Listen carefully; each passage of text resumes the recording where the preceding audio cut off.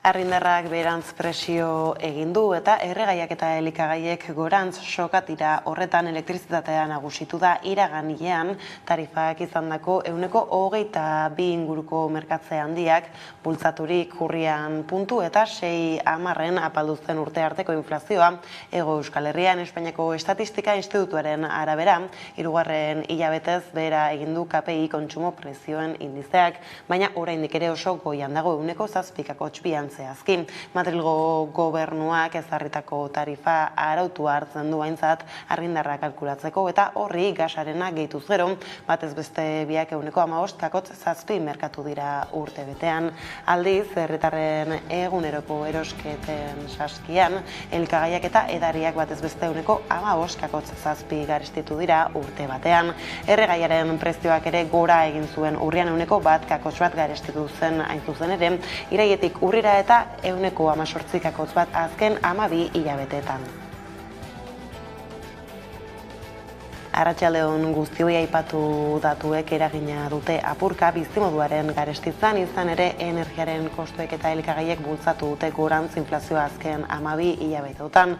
Gauzak horrela Niko Kuenka ekonomistari galdetu diogu gurean, ea nolako eragina izango duen honek bizitzaren antolaketan entzun. Ikusi beharko da, Espainiako gobernuak noiz arte utziko dien neurri horiei. Berez, neurriak onartuta daude abenduaren 31 arte, bete aipatzen da gauza bera datorren urtean hauteskunde gatoz, hauteskunde urtea da, beraz imaginatzen mantenduko dituztela. Neurri horiek kentzen dituzten heinean inflazioa berrigoko da. Bai espero da inflazioa moteltzea, nik uste dut gailurra hori pasatu dugula, zertxo bait moteltzea, eta gobernuak hartutako neurri horiek mantentzen direnean bajuago egongo da. Bada inflazio datuak izan dituzte hizpide Bizkaiko metaleko mahai negoziatzailean ere, soldata kapiaren igoeraren arabera erregulatu nahi baitute sindikatuek. Patronalak eta langileen ordezkariek Bizkaiko metalaren hitzarmenaren negoziazio mailaren 17. bilera egin zuten atzo, baina ez duten akordiorik lortu, beraz duela egun batzuk iragarritako greba hasteari ekingo diote, azaroaren 28 abenduaren bira. Komisiones Obrerasek, Labek eta UGT kohar bateratu batean adierazi dutenez, astebeteko greba deialdiari eutsiko diote. Bide batez, patronari dei egin diote hilaren 21 bileran akordio batetik hurbil dauden proposamenetan eduki ausartak aurkeztu ditzan. Atzoko bilera ez ondo joan.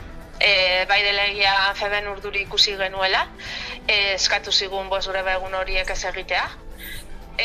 Guk esan genion 5 greba egun horiek ez egiteko zekiten zer egin behar zuten, baina esaten dute akordiorako prest daudela hitzekin, baina gero ez dute zer egiten akordio hori lortzeko. Mugimendu txiki egin genitun, ikustarazteko konpromisoa daukegula hitzarmen duin bat sinatzeko. Dago patronala finalmena mantentzen ez baldin badu eta aztertu erregresiboak entzen ez baldin baditu, ez dugula hortik berako ez erresinatuko.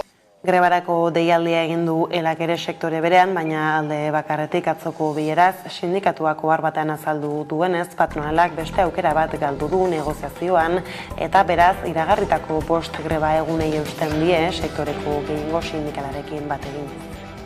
Taki sorprendentea da, pixkat bai, beraiek hartu zuten anitza esan zuten.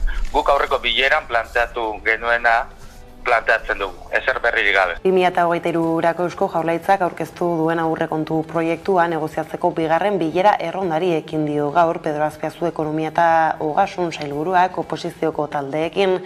Aurreneko txandako urrenkera berean egin dira batzarrak, Euskal Herria Bilduko ordezkariak hartu ditu lehenengo, Elkarrekin Podemos iukoak gero eta PP Ciudadanos taldeko kideak azkenik. Aurreneko errondaren ostean Azpiazu baikorra agertu zen eta 3 talde parlamentario batek ere ez duela marrak gorririk jarri balizko akordio batera iristeko nabarmendu zuen. Hizketan hasteko sailburuak argi eta garbi esana zuen proposamenak kontuan hartu bai, baina egiturazko aldaketarik ez dutela egingo. Lehenengo errondan gaurkoan Euskal Herria Bilduko ordezkariak hartu ditu esan bezala, bada bilera bukatuta Maialen Iriarte koalizioaren bozeramaileak hartu du hitza, esateko Jaurlaritzaren testua urrun dagoela Euskal Herria Bilduk egindako proposamenetik. Hala ere adierazi duenez gobernuak egin dien proposamena zuhurtzea aztertuko dute, naiz eta gabeziak izan Euskal Herria Bildurekin elkarrizketa bukatuta, Elkarrekin Podemosiuko ordezkarekin batzartu da Azpiazun. Bada bilkura amaituta Miren Gorrotxategi eledunak adierazi du, ez daudela akordiotik gertu. Gorrotxategiren esanetan ez dira kontuan hartu bere taldeak aurkeztutako proposamen gehienak 2023ko kontuetan 0,2ko gehikuntza proposatu diote zehazki.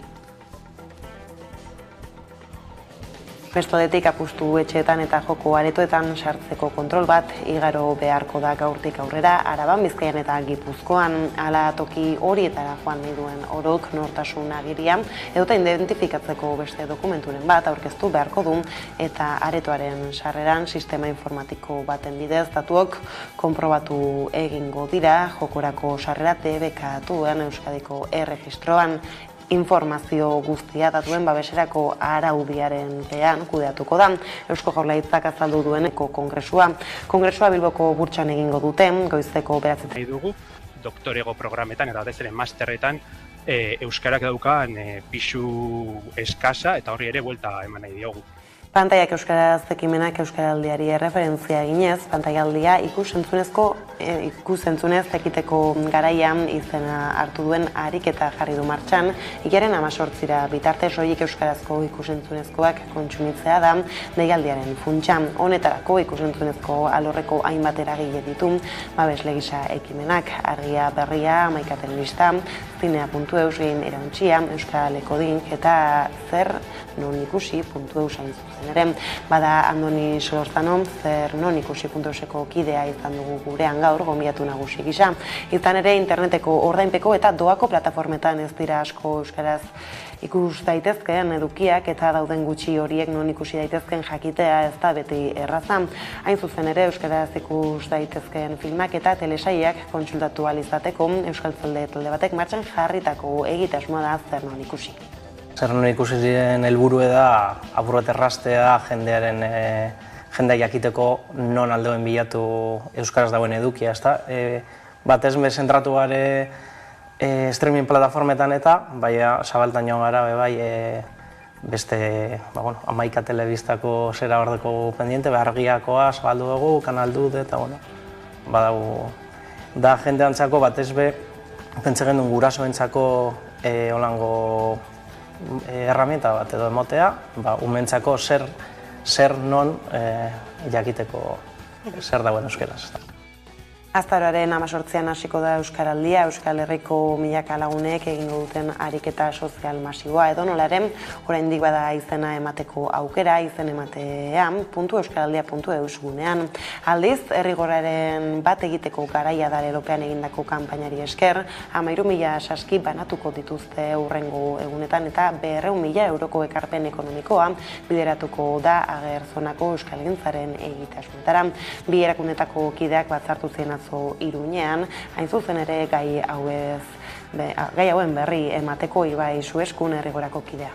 Kanpainako emaitzak emate ditugu, baina lekukoa edo pasatzen diogu euskaraldiari, ez? Eta euskaraldian herrigorak ere parte aktiboa izango du, arigune bezala, indartzen ekimenak, sare sozialetan eta gu geuk kide bezala parte hartu. Eta eguneko lerroburekin bukatzeko bideo horri bat marrazteko elkartu eta iparrorratza hautsi horrela ekin zioten lanari Unai Iturriagak, Arkaizkanok eta Joseba Larratxek. Hain zuzen ere haustura horretan topatu baitzuten Ni ez naiz Mikel Laboa komikiari heltzeko abia puntua. Kantariaren espiritu aske eta jolastiari jarraikin, ez dute ohiko biografia bat ondu, baina xaman ditu duten haren izaeraren eta bizitzaren alderdi ugari bildu dituzte komikian. Iturriagak eta Kanoki zute gidoia, Larratxek eraman du irudietara eta Mikel Laboa katedrak eta Elkar argitaletxeak plazaratu dute liburua Euskal Herriko Unibertsitatearen eta Gipuzkoako Foru Aldundiaren laguntzaz. Badakigu Mikelen figura abarka ezina dela, ez dago denen gustu egiteri bakoitza bat dauka bere Mikel Laboa, baina uste dut hemen islatzen saiatu garen Mikel Laboa guzti ora ere izan daitekela. Eta hemen agertzen den Mikel Laboa ez zegoela kontatua. Erroburuak horrela iritsi da aipatutako gaietan sakontzeko unea. Bizkaiko metalgintzan patronalaren eta sindikatuen artean egindako 17. bileran ez dira akordio batera iritsi. Hortaz, bilaren bukarerako deitutako astebeteko grebaldiarekin aurrera jarraituko dute. Aira Deurretak azalduko digu. Bizkaiko metalgintzak akordiorik gabe jarraitzen du. 17. bileran ez ziren urratsak eman lan hitzarmenaren korapioa askatze aldera. Esaten dute akordiorako prest daudela hitzekin, baina gero ez dute zer egiten akordio hori lortzeko. Bizkaiko metalgintzako plataformak 2 mugimendu egin zituen euren eskaeretan. Amiantoko batzordea osatzea aldarrikapenetik kentzea, osalanen esku baitago batetik eta eteten kontratu eskaera mugatzea bestetik. Patronalaren teiatuan dago pelota. Hala ere, horretaz gain, gu mugimendu txiki horiek egin ditugu, baina desblokatzeko asmoarekin. Ikusi beharko dugu patronal zotza egiten duen ere. Hemen ustez aldiz aldaketa horiek irigarriak dira. Hala, proposamen berririk ez zuen aurkeztu eta sindikatuei eskatu zien euren eskaerak mugatzeko. Taki sorprendentea da, pixkat bai, beraiek hartu zuten anitza esan zuten. Guk aurreko bileran planteatu genuena planteatzen dugu, ezer berririk gabe. Sindikatuek nabarmendute berriro euren eskaerak gutxienekoak direla, hau da, kapiaren arabera soldatak erregularizatzea. Sindikatuak nik uste dut nahiko egin dugula. Nik uste dut eskatzen duguna, eta gelatik eskatzen duguna urriak amaretzian, sektorak merezi dabena dela. FEBEMen barruan erabakitzen duten enpresek etekinak eukitzea, eta kontraz eskatzea langilei lanera joatea, baina bere erosalmena bermatu barik. Egoera horrela sindikatuek 5 eguneko grebaldiari eutzi diote. Bien bitartean sindikatuen santaia salatu du patronalak eta greben efizientzia zalantzan jarri du. Deklarazio horiek egiteko patronala urduri dago. Greba egunak itzelak izan dira, jarraipen handiarekin, eta horrexegatik dago urduri. Guk argi daukagu greba egunak ez dirala gozoak inorentzat, langileentzat ere, baina beharrezkoa direnean beharrezkoa dira eta zentzu horretan gure greba deialdia, 5 egunen horien greba deialdia mantentzen da. Ordea Siemens Energy Group taldeak ez du baztertzen kaleratze gehiago egitea. Joan den astean enpresa jakitera eman zuen 2022an 940 milioi euroko galerak izan dituela enpresak eta hori medio 2009 berrin kaleratzea erabaki du zuzendaritzak. Sindikatuek adierazi dute gogaituta daudela etorkizuna etengabe mehatxatuta ikustarekin eta euren baldintzak defendatzeko protesta egin zuten atzo ikusi. Siemens Energy Group taldeak ez du baztertzen kaleratze gehiago egitea. Joan den astean enpresako kontseilari ordezkariak jakitera eman zuen 2022an 940 milioi euroko galerak izan dituela Gamesak. Hala 2009 behargin kaleratzea erabaki dute. Egoera horrela sindikatuek adierazi dute etorkizuna etengabe mehatxatuta ikusterekin gogaituta daudela. Jasaten ari garen kaleraketa guztiak urtero eta ja aski da, esan behar dugu argi eta garbi eta ozen, eta enplegua bermatu behar dugula eta Siemens Energy erosi gaitu eta etorriko da eta kaleraketa gehiago egongo direla esan digu eta aski dela pentsatzen dugu eta nahikoa dela. Asteartean, Zarriguren plantaren atarian egindako mobilizazioan zuzendaritzari benetako enplegu bermea eskatu zioten. Izan ere, salatu dutenez, konpainiak muzin egiten die egonkortasuna lortzeko eskariei. Ez gaude pres horrelakorik onartzeko, batetik uste dugulako ezin ditugula guk pairatu beraien kudeak eta arazoak. Eta bestetik ikusten dugulako hemen gure egunerokoan lankargak izugarriak diela. Era berean, Nafarroako gobernuari eta Eusko Jaurlaritzari inplikazio handiagoa eskatu diete. Bai Siemens Gamesari esan nahi diogu eta baita ere Nafarroako gobernuari. Ze hemen uste dugu Nafarroako gobernuak ez da ari dela bermatzen mengo lanpostu pila bat, dira lanpostu zuzenak eta ez hain zuzenak, jendea oso nekatua dago. Antzera Arabako ardogintzat mobilizazioak iragarri dituzte lan baldintza duinak lortzeko. Lab sindikatuak adierazi duenez akordiotik oso urrun jarraitzen dute eta Arabako batzar nagusietara joko dute egoera azaltzeko. Arabako ardogintzako langileek urriaren 21ean egin zuten hitzarmen duinaren aldeko lehenengo mobilizazioa. Bastidan kotxe karabana antolatu zuten hain zuzen ere. 2022an hasi zen hitzarmena negoziatzen, baina bilerak bertan bera utzi zituzten, eta orduan LAB, UGT eta Komisiones Obreras sindikatuek erabaki zuten 2021an hasi zituzten mobilizazioak berriro antolatzea. Oraingoan Arabako Batzar Nagusietara joko dute sindikatuek egoera azaltzeko. Sindikatuen esanetan akordioak oso urrun jarraitzen dute. Soldata igoerei dagokionez aldaketa txiki batzuk eman dira. Hala ere gainontzeko edukien inguruan ez dute erantzunik jaso. Besteak beste jardunaldiari eta istripuen ondoren ahalmenaren jaitzierari dagokienez. Gauzak horrela Arabako Batzar Nagusietan egindako agerraldiaren ondoren mobilizazioa egingo dute 3 sindikatuek. LAB iragarri duenez abenduaren batean mobilizazioa aurreikusita dago. Horrez gain, Komisiones Obreras eta UGT-rekin adostuari da Gasteizen ospatzen den Ardoa Araba testuinguruan sektorearen egoera bertara eramatea.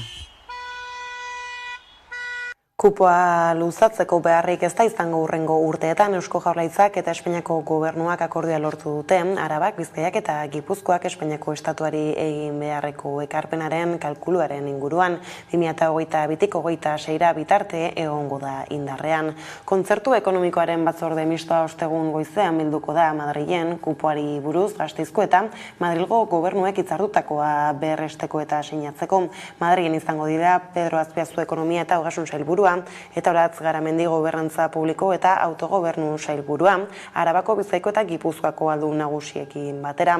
Azken horien kutxetatik ateratzen da Espainiari eman beharrekoa, ofizialki Jaurlaritza izan arren ordaindu behar duena. Espainiako estatuak Euskal Autonomia Erkidegoari ematen dizkion zerbitzuengatik jasotzen duen ekarpena da kupoa. Zerbitzu horien artean daude armada, monarkia, atzerriko ordezkaritza eta azpiegitura batzuen kudeaketan, portuak, aireportuak eta trenbideak besteak beste. Eta Azpiazuren bilkurez 2023ko kontuak negoziatzeko bigarren bilera erronda egin du gaur Eusko Jaurlaritzako ekonomia sailburuak. Lehenengo errondan bezala, Euskal Herria Bilduko ordezkariak hartu ditu astekon bada bilera bukatuta, Maialen Iriarte koalizioaren bozeramaileak hartu du hitza. Esateko Jaurlaritzaren testua urrun dagoela Euskal Herria Bilduk egindako proposamenetik. Hala ere adierazi duenez gobernuak egin dien proposamena zuhurtzia aztertuko dute, nahiz eta gabeziak dituen fiskalitate arloan egin duten proposamena xumea eta egingarria dela gehitu du Iriartek. Eragile anitzekin eztabaida bat zabaltzea nahi dute, herritarren ongizatea bermatzeko behar duten fiskalitate ereduari buruz kontua da, Jaurlaritzaren erantzunean hori ez dutela jaso. Tira, badira gauza asko, gure proposamenetik oso urrun gertatu direnak, gobernuak, ariketa bat egin du eta zenbait proposamen guk geuk egin ez genituenak ere bildu ditu, baina esaten dizuedan bezala edo zein kasutan aztertuko dugu eta ikusiko dugu hain beste gauzen artean benetan gobernuak zer esan nahi duen. Eta iruditzen zaigu fiskalitatearen gaiak behar duela azterketa bat gaur danik hasita eta zentzu horretan gainera Euskal Herria Bilduren proposamena uste dugu oso egingarria dela, hau da. Euskal Herria Bildurekin elkarrizketa bukatuta, Elkarrekin Podemosiko ordezkariekin batzartu da Azpiazu bada bilkura amaituta, Miren Gorrotxategi eledunak adierazi du. Ez daudela akordiotik gertu, Gorrotxategiren esanetan ez dira kontuan hartu bere taldeak aurkeztutako proposamen gehienak. 2023ko kontuetan 0,2ko gehikuntza proposatu diote zehazki. Giro honean izan da batzarra, baina esan beharra dago akordiotik ez gaudela gertu. Orokorrean begiratzen baldin badugu, aurrekontuaren 0,2aren gehikuntza proposatzen digu gobernuak oso urrutik guk nahi genituen horietatik. Eta konkretura jokitzen baldin badugu, ez dira jasotzen guretzat hain garrantzitsu ziren hainbat elementu, ez da jasotzen energia berriztagarrien enpresa publikoa, ez da jasotzen tasa turistikoa, ez da jasotzen, ez dare, hezkuntzaren inguruan eskatutako gauzak. Bestaldetik eudelek laguntza emango die udalei enplegu publikoak egonkortzeko. Elkarteko udaletan 3.467 plaza eskaini dituzte Araba, Bizkaia eta Gipuzkoako. 234 tokiko erakundetan foru aldundiekin lankidetzan baterako prozesuak koordinatuko ditu Araba, Bizkaia eta Gipuzkoako udalen elkarteak. Eudel elkarteak batzar orokorra egin du gaur Laudion eta topaketa hori tokiko agintaldi honetako azkenoiko bilera izan da. 2023ko maiatzean urrengo udal hauteskundeekin amaituko baita agintaldi hori. Eudel elkarteko buru eta Gasteizko alkate Gorka Urtaranek gidatu du batzarra azkenekoz eta hitzartze nagusian 2023ko lehentasunezko jarduera ildoak aurkeztu ditu. Euskal udalgintza bultzatzea eta laguntzea dute ardatz lehentasun horiek, batetik barne erronkei dagokienez, bai udal gisa, bai elkarte gisa, eta bestetik herrialdearen, Euskadiren eta bertako udalerrien erronkei dagokienez Urtaranek azaldu bezala. Bi barne erronka aipatu ditu, kohesio instituzionala eta kohesio emozionala bultzatzea. Lehenari dagokionez, esplikatu du Euskal Udalen interes orokorren defentsa eta ordezkaritza egin behar duela elkarteak, haiei dagokien erabakiak hartzen diren lekuetan, modu horretan Euskal arkitektura instituzionala osatuko dela esan du. Tokiko autonomia eta finantza nahikotasuna ere, aipatu du Urtaranek, baita esperientzia trukea udalen artean ere. Eta adibideak jartzen hasita enplegu publikoen egonkortze prozesu esaritu da, Eudelen eta foru aldundien arteko lankidetzaren beharra azalduz. Eta aipatu dugu lerroburuetan, apustu etxeetan eta joko aretoetan sartzeko kontrol bat igaro beharko da gaurtik aurrera. Araban, Bizkaian eta Gipuzkoan Nerea Garzia lankideak azalduko dizkigu jarraian neurri berriaren ondik norakoak. Apustu etxeetan eta joko aretoetan sartzeko kontrol bat igaro beharko da azaroaren 16tik aurrera EAEn. Toki horietara joan nahi duen edonork nana edota identifikaziorako beste dokumentua aurkeztu beharko du sistema informatiko baten bidez aretoaren sarreran. Eta datu guztiak aztertuko dira jokorako sarrera debekatuen Euskadiko erregistroan. Eusko Jaurlaritzak azaldu zuenez helburu zehatz bat du araudi honek, adin txikikoek apustu etxeetara eta joko aretoetara sartzea eragoztea, eta horrekin batera joko sarrera debekatuen erregistroan dauden pertsonei halako gunetara sarrera mugatzea. Hau da, jokoarekin arazoak dituzten pertsonak edota gaitasun mugatuak dituztenak erregistro horretan daude, batzuk eurek erabakita beste batzuk ordea, adituek gomendatuta. 2022ko otsailaren 22an apustu etxeetan eta joko aretoen araudi berria sartu zen indarrean. Jaurlaritzak 9 hilabeteko epea eman zien mota horretako gunei egokitzapenerako. Sistema informatikoak izan behar dituzte kontrolerako eta langileek ere informazioa jaso behar izan dute. Azken horiek datorren urteko urrira arte epea izango dute formakuntza hori jasotzeko. Eta gaizlatuta mugi txartela Bilboko metrora iritsi da, barik txartel arruntaren berapen berdinekin Udane Arbeo. Arabako, Bizkaiko eta Gipuzkoako garraio zerbitzuan txartel bakarraren elkarreragingarritasuna sustatzeko eta zartzeko aurrera pausoak eman ditu Bizkaiko eta Gipuzkoako mugikortasun departamentuak. Hain justu mugi txartelarekin ordaindua izango da Bilboko metroko linea osoan zehar eta horren bidez barik txartel arruntaren tarifa bera ordaindu izango da mugi txartelarekin. Gaur egun indarrean den garraioen 50% deskontua aintzat hartuta esaterako pertsona bat Donostiatik Bilbora baldin bada 3,35 euro ordainduko ditu mugi txartelarekin eta behin Bilbora iristean Bilboko metroan ere mugi txartela erabili ahal izango du. 2023ko urrengo erronka eta urraitza izango da Debus eta Bizkaibus zerbitzuetan ere mugi txartela erabili ahal izatea, baina esan bezala momentuz aurrera pauso itzela egin dute garraio zerbitzuen integrazioan. Ikusi dugu hori esan aurkitzen dela Udane Arbeo lankidea, izan ere Gipuzkoako herririk txikiena bihurtu da itzenari energiaren sorreran eta kudeaketan eguzki plaken bidez energia komunitatea sortu dute. Gipuzkoako herririk txikiena soilik ez, Euskal Autonomia Erkidegoko herririk txikiena ere bada Orexa. 2019an ekin zioten energia proiektuari eta 2021 geroztik energia kooperatiba sortu zuten. Eneko Maioz bertako lehendakaria. Aipatu digu 250 eguzki panel inguru dituztela une honetan energia beharraren 150 estaltzen duela eta urte amaierarako erronka nagusitza dute 160eraino iristea. 300 eta 300 energia eguzki panel jarri nahi dituzte, hemen atzean ikusi dezakezue ostatuaren gainean horietako bat. Eta energiaz gabiltzala, Statkraft enpresak batzar irekia egingo du Aramaioko kultura etxean arratsalde honetan, inguruan eraiki asmo duen parke eolikoaren nondik norakoak azaltzeko udan arbeok emango dizkigu xehetasunak.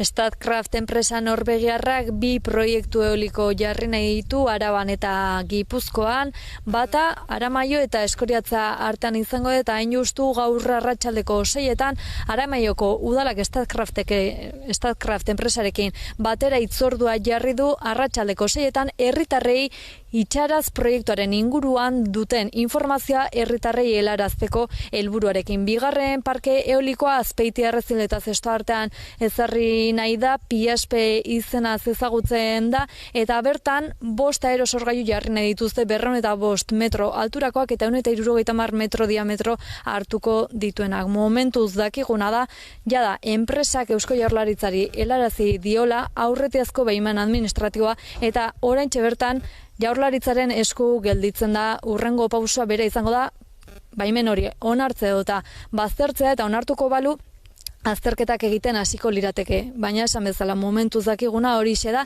eta gaur arratsaldean Aramaion aurkeztuko dute itxaraz proiektua.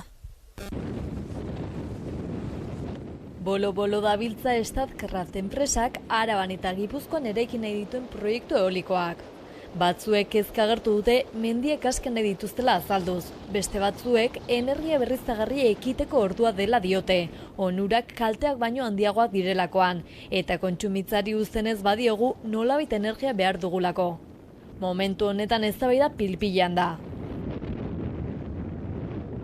Urriaren 11an Statkraft enpresak Azpeitian aurkeztu zuen udalarekin batera PSP proiektua. Bertan azaldu zutenez, Azpeitia, Zestoa eta Errezil artean 5 aerosorgailu ezarri nahi dira. 205 metro alturakoak eta 170 metro diametro hartuko dutenak. Proiektu horren harira, Zestako alkateak desadostasuna eta kezka adierazi zituen iragan astean.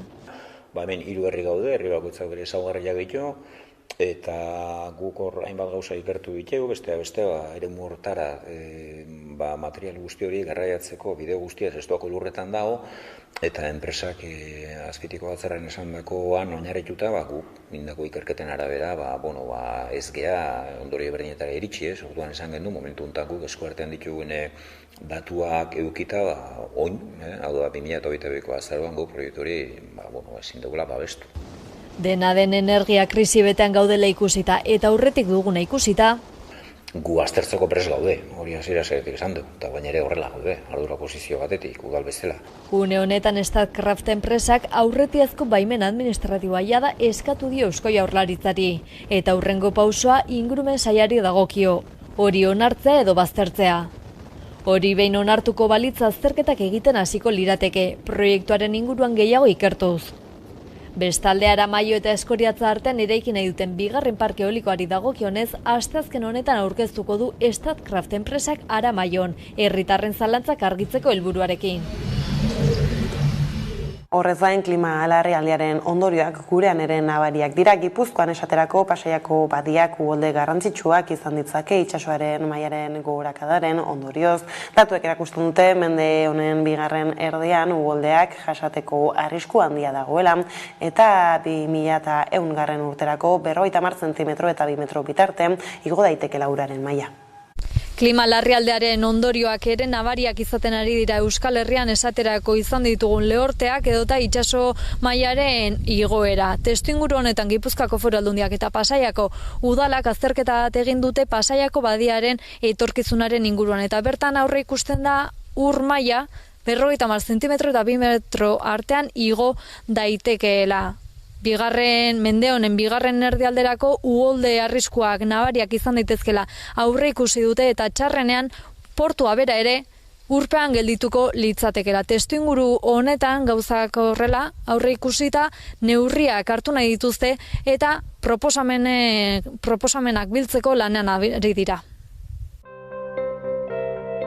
21. mendean aurrera egin ahala, klima aldaketaren ondorioek eragina izango dute itsasoaren batez besteko mailaren igoeran, eta horrek kalteak sortuko ditu inguruko herritarrengan. Ildo horretan Gipuzkoako Foru Aldundiak Pasaiako udalaren eskutik klima larrialdiak bertan eragindako kalteberatasunari buruzko azterketaren berri eman du. Ebaluazio txosten horrek Pasaiako badian izan daitezken arrisku proiekzioak eta balizko eraginak biltzen ditu. Ondorioek adierazten dute mende honen bigarren erdian uholdeak jasateko arrisku handia dagoela Pasai Antxo, Herrera eta San Pedron eta Donibaneko zati batean. Halaber aurre ikuspenik txarrenen arabera portu ere urpean geratuko litzateke.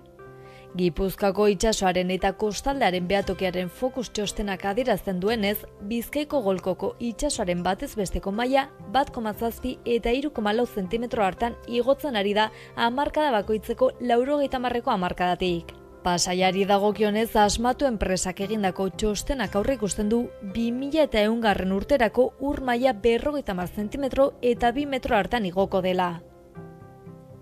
Ondorio horietara iristeko azterlanak hainbat faktore analizatu ditu.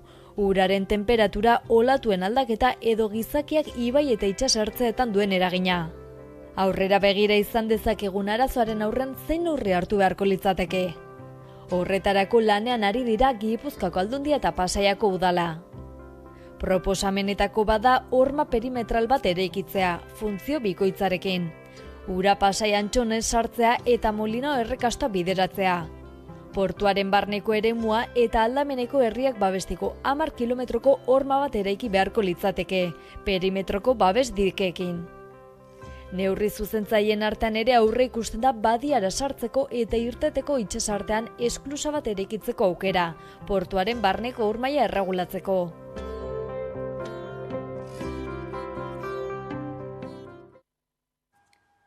Urtebete igaro da Eusko Jaurlaritzak Arabako, Bizkaiko eta Gipuzkoako espetxeak kudeatzeko eskumena jaso zuenetik. Beatriz Artolazabal Eusko Jaurlaritzako berdintasun, justizia eta gizarte politiketako sailburuak azaldu duenez, jasotako herentzia kudeatzea ez da samurra izan, baina Jaurlaritza pozik dago egindako bidearekin. Hain zuzen ere PP Ciudadanos taldeak eskatuta agerraldia egin du Eusko Legebiltzarreko giza eskubideen batzordean.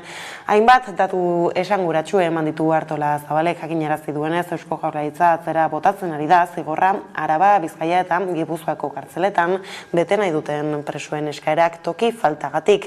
Egoera horrek lekuz aldatzeko aukera mugatzen duela esan du Artolazabalek eta 8 euskal presori eragin diela. Urtebetean Jaurlaritzak atzera bota ditu 220 presoen gerturatze eskaerak eta beste 178 baimendu ditu, horietatik 81 euskal presoi dagozkie.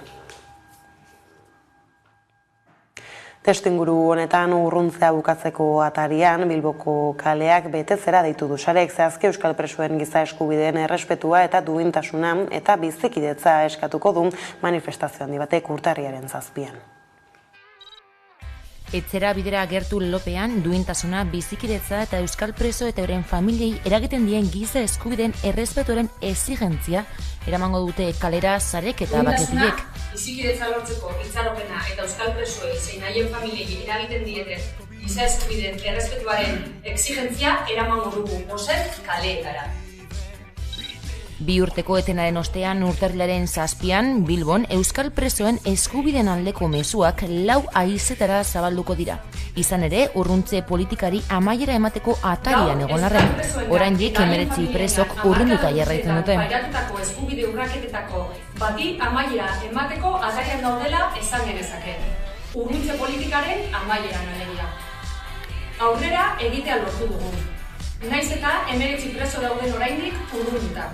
Orain garaia dela nabarmen dute, gaurdanik asko baitira lortu gabe dauden helburuak. Eta horiek erdiestea neurri batean, euskal gehiengo politiko eta sindikalaren bultzadaren esku dagoela aipatu dute. Baina gaineratu dute funtsezkoa dela jendartearen mobilizazioa. Orain da garaia, orain.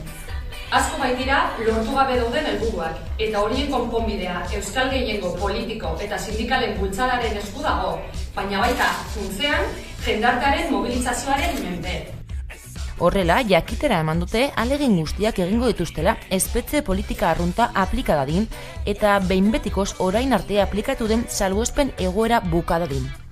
Aldiz, eguneko albistekin bukatzeko kultura arlotik esan dugu, ni ez naiz Mikel Laboa komikia sortu dute Unai Iturriagak, Arkaitzkanok eta Joseba Larratxek, eta ohiko biografia bat egin beharrean, arriskuak hartzaren alde egin dute egileek, begira.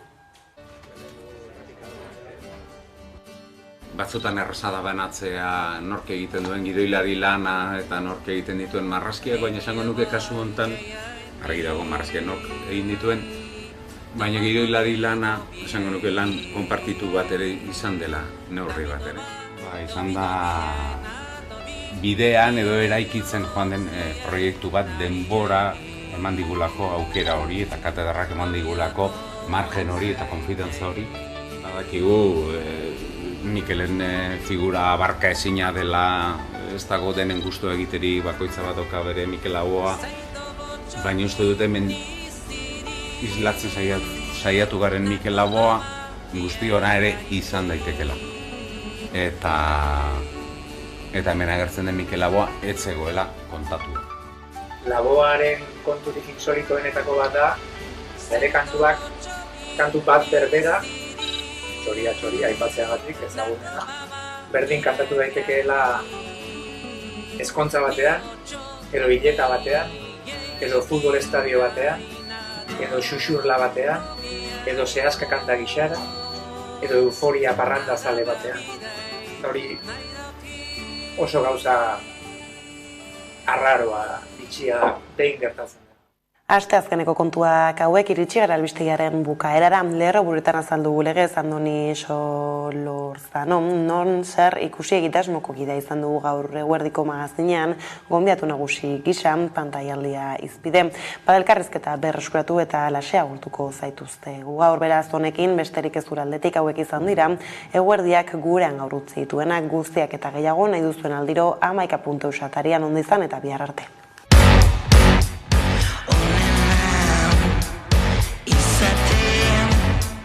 Saiatu zaitez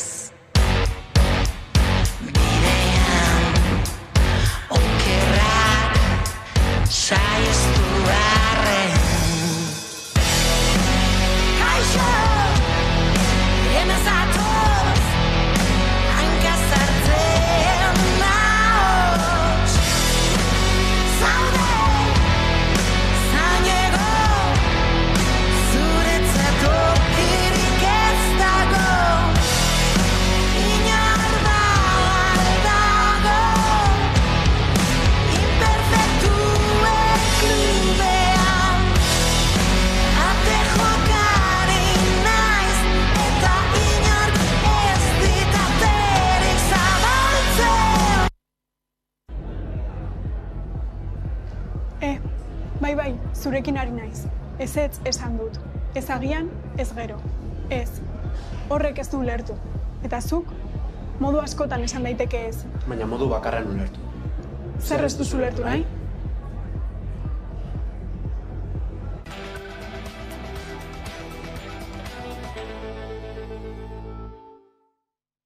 Egunero legez, eguneko elkarrizketari atea irekiko diogu, eta horretarako gaurkoan gurekin daukagu Andoni Solorzano, zer non ikusiko kidea, eguerdion? Eguerdion. Ostiralean hasi zen pantailaldia egitasmoa, oraindik ez dena bukatu, ostiralean amaituko da Euskaraldiaren atariko, eta pantailak euskaraz egitasmoak antolatuta, ez da beharrekoa. Tartean, zer non ikusi egitasmoa ere badago bertan, ezta? Zer da honen zedea? Zer non ikusi ziren helburua da apur bat erraztea jendea jakiteko non aldeuen bilatu euskaraz dagoen edukia, ezta? Batez be zentratu gare streaming plataformetan eta, baina zabaltan joan gara, beste 11 telebistako zera ordeko pendiente, argiakoa zabaldu dugu, Kanal Dud, eta badago, da jendeantzako batez be, pentsa gendun gurasoentzako holango herramienta bat edo emotea, umentzako zer non jakiteko zer dagoen euskeraz, ezta? Eduki horiek guztiek nolabait bateratzeko modu bat. Bai, hori da, holan labortute. Izan ere zein da argazkia euskarazko edukiei dagokionean? Edukie berez badau, esango dugu, euskaraz ikusi gure duenak zeo zer badauela, bai ustot mugatut ez hauzela, ezta? Erderetan edo zer alduz ikusi nahi dozun guztie, erderaz, ingelesez, gaztelaniaz, badekozu. Euskeraz dekozu, ikusi behar dozu dauena, mugak dekozuz. Orden moldatu barzara, dauen horretara. Eduki gutxi bada ere, egon badago, aipatu duzun bezala, ezta? Dena den, horixe da, hain zuzen, ari zaretena azaleratzen, aipatu dugu zer non ikusi egitasmoa, baina baita ere Euskal Enkondintze badago ere, ezta? Zertan datza horrek? Bai, Euskal Enkondintz da webgune bat, bilgune moduko bat, batez be, lehen ETB-en emoten ziren pelikulena eta ETB-ek ez dakit lizentzia kontu gaitik eta ezin deitu barriro emon pelikula batzuk edo bikoizketak galdu deitu kasu batzuetan eta Euskal Enkondintzen hasi ziren grabetan pelikulak eta sareratzen. Eta ordan sortu da azkenean holango katalogo moduko bat, bikoiztuta dauzenak 1500 pelikulatik gora dauz, gehienak ETB-tik pase direnak. Aipatu dugu aurreko astean hasi zela pantailaldia, zer moduz doa? Ondo doa. Ni gogotsu nabil, egida esan dut zuten alen mugak badauzela, bagabiz geuse barriek topetan eta baliabide berriek ezagutzen eta ondo, ni behintzat posik nago. Lehen aipatu duzu pantailetan zen nolakoa den euskarazko presentzia hori, gutxi bada ere pixkanaka egon badagoela. Ez dakit urteetan zehar zen nolako bilakaera izan den egon baldin bada? Bilakaera izan da txarrerakoa.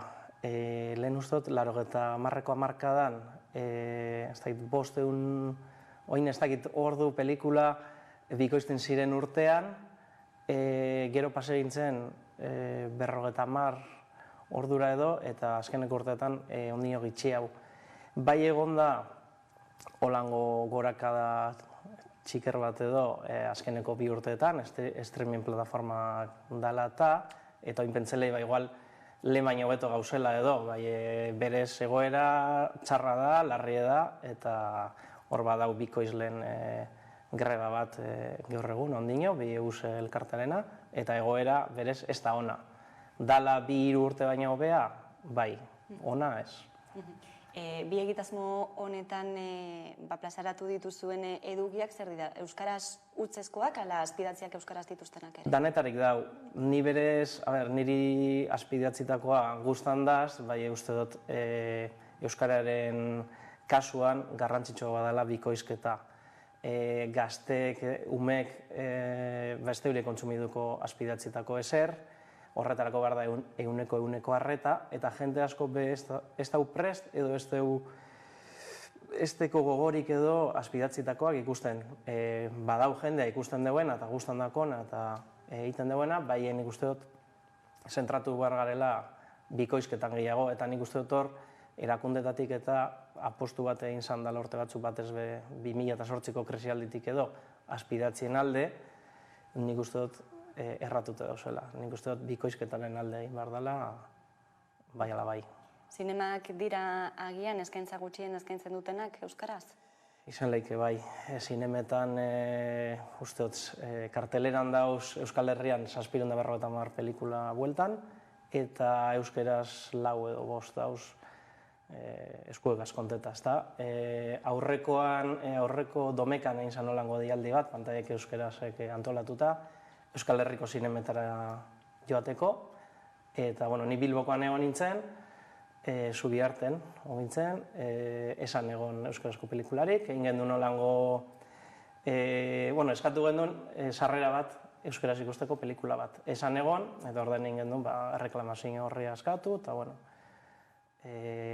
hangoak ez eguen oso ondo hartu, nik uste dut estres lingüistikoa eukizeuela edo, eta normalen euskaldunok jasoten dugu, edukiten dugu estres lingüistiko hori, eta badakigu gitxe gora bera zelan gestionatu, eta erdaldunek normalean ez dakite, eta ez zegoen oso ondo hartu, egin zan ekimena, eta uste dut Iruinetik edo jaso dela lehenengo erantzunen bat, eta gabiz hor. Bideojokoak ere sar daitezke pantailen mundu honen zabal honetan? Bai. Bideojokoak goraka doaz, ez dakit, 3 aurretatik 2 edo erabiltzen daitu bere egunerokoan, eta gorantza doan industria bat da. Esaten da, uste dut, zineak eta baino telesaile munduak baino askoz dirugia irabazten dauela, eta gorantza doan kontu bat da. Tamalez esteku askorik euskeraz, badau Minecraft edo uste dut, eta besteren bat, software libreko besteren bat euskaratuta dauena, bai horretan dabil game erauntzia elkartea, eta uste dut, 100 bideojoko bueltan egongo direla euskeraz. Igual, eure jakingo dure egia, eta bai, nik ikusi den zerrendan, hortik, 100 bueltan egongo dire. Pantailaldia egiten ari da egunotan, eta zuzeu zara, bolondresetako bat, zein da zure zeregina egunotan? Bai, ninaz Bizkaiko voluntarioa, eta nire zeregine da, apur eta saleratzea sare sozialetan nire esperientzia, alde onak, eta alde txarrak bai, ze zailtasun eduki dugu zen, eta batez be hori gero elkarrizketak eta holangoak itea be. Zer nolakoak egin dituzu orain arte? Zeintzuk? Bai, zer nolako elkarrizketak edo edukiak jorratu dituzu sare sozialetan?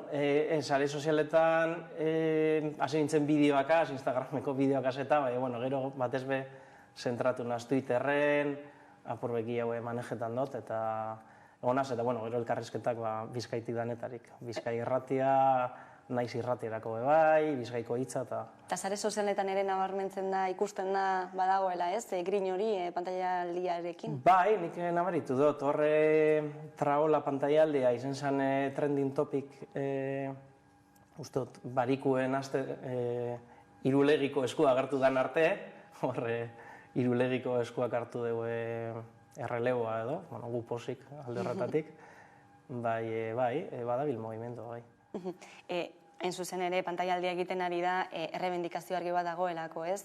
Pantaiak euskalduntzeko nahi bat eta behar bat plazaratzeko, erantzukizunak ere eskatzeko, nola eskatu daitekeko korapiloa, nola ikusten duzu egoera? Hemen herritarrak hasi ziren mogitan asunto hau, argi dau erakundeen ardura dala, erakundeak inbertidu behar deuri euskarazko edukietan, bikoizketan, eta nik uste dut pelota euren teiatuen dagoela. Askotan esaten da, Katalunia dela horretarako eredu, ni ados nau, Katalunian bertan laster urtengo dan Avatar 2 adibidez katalanez egongo da, hemen zinean normalean umeentzako pelikulak emoten ditu ez, sarritan guraso garenok joaten gara edo joan barko geunke, nik nire burueri pentsetan edo, ni jango nitik gaztelan izango balitz pelikula hori ikustera, igual ni neu ez, ordan gure dugune da, helduentzako eduki haue bai, ze zinetan egoten dana normalean umentzako eduki izaten da. Aizialdiak pisu handia izaten ari du hizkuntza ohituretan, ezta? Ikusten ari gara nola euskararen ezagutza badagoela, baina erabileran dagoela hutsune hori gero. Bai, halan da. Ointxe sartu aurretik ikusi dut Berriako albiste bat be bai, UEMako udalerritan be erabilerak asko indeuela bera, mundu guztie larritute dau, eta nik uste dut sektore hau ikusentzunezkoen sektorea dela sektore klabe bat horretarako. Beti aipatu izaten da, 80ko hamarkadan Dragoi Bola izan zen boom bat, gure belaunaldientzako eta horrek zenbait jende erakarri zegoen, zenbait gazte erakarri zaitu zen euskerara, zenbait jente erdaldun euskerara. Gaur egun hori falta da, jarraituten dugu Dragoi Bola, ondino emisiñoan dau, 40 urte eta gero, Dragoi Bola gaur egun esango gonke ez dela punta-puntako edukie. Badauz beste telesail batzuk eta nik hor faltan botaten dut apustu handi bat edo gaur egungo telesail puntako bat euskarara ekartea, ezta. Telebistaren arlotik esaten duzu. Bai, eta, ETB-ren kasuan. Eta, erabileran kontuan, isialdia egi da, azkenean umeak erakarteko euskarara ondo pasa behar da hori, ez?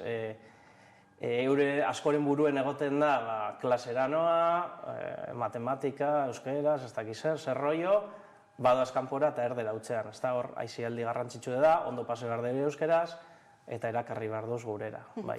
Baina gira da, datuk diotela umeak direla, ez, euskara gehien erabiltzen dutenak, baina gero, ez, azterakoan, badagoela eten hori, batzutan diote praktikoa ez dutela aurkitzen euskara, aizialdiaren kontu bat ikusten daiteke agian. Hor etenaldia egon badagoelako, badeko umeak direnean badauz telesaiak, badauz pelikulak, badau edukia, telebistetan eta, helduten dire 13 urte, ez dakit, goazen egongo da hor, bai goazen eta gero zer dau. Etenaldi bat. Eta orduen, eurek be, gazteek be, etenaldi aiten deurie.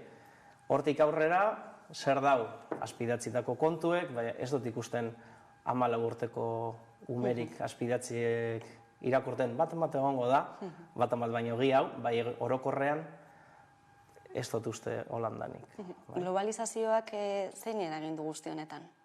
Globalizazioak eragin duena da eduki askoz gehiago egotea, eta orduen euskeraz dauena egon badau eta egon arren be, praktikamente 0 da. Eguneko, ez dakit, bat izango da, 0,0 zer, mundu guztiko edukiaren aurrean zer da euskarazko presentzia hori edo, urbildute 0-ra edo 0. Orduen, zeo zer inbarko da, eduki hau sortu, saritu, ez dakit TikToketik, YouTubetik, nondik, eragin barko da, eta horretarako nik ustute Eusko Jaurlaritza eta hor dauzela, eta aldundiak eta nik uste dut hortik eragin behar dela, ezta. Eduki gehiago sortzeaz gain, agian ere beharrezkoa da sentsibilizazioa edo kontzientziazio handiagoa? Leku batzutan, bai. Izango da, hola, adibidez nire eskualdean nitxori herrikoa naz, eta ezagutza handie dau, 40 gorakoa, bai gero erabilera nire herrien 4koa, albokoan 2koa, hor, sentsibilizazio kanpainak igual beharrezkoak izango dire, bai, nik uste dut beti gabiz sentsibilizazio kanpainakaz, eta ez dakit, zeo zer gehiago egin barko da. Esaten dute gaur egunia ezinezkoa bilakatu delako, egun oso bat euskara hutzean aritzea, ez?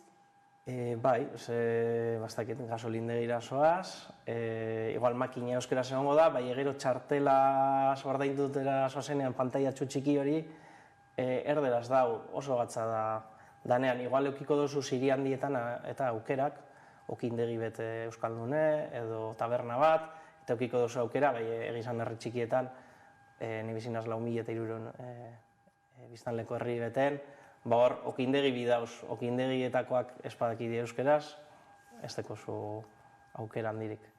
Iaia, esan daiteke baita militantzia kontu bat bihurtu dela? Bai, hori nik uste beti izen dela, ezta?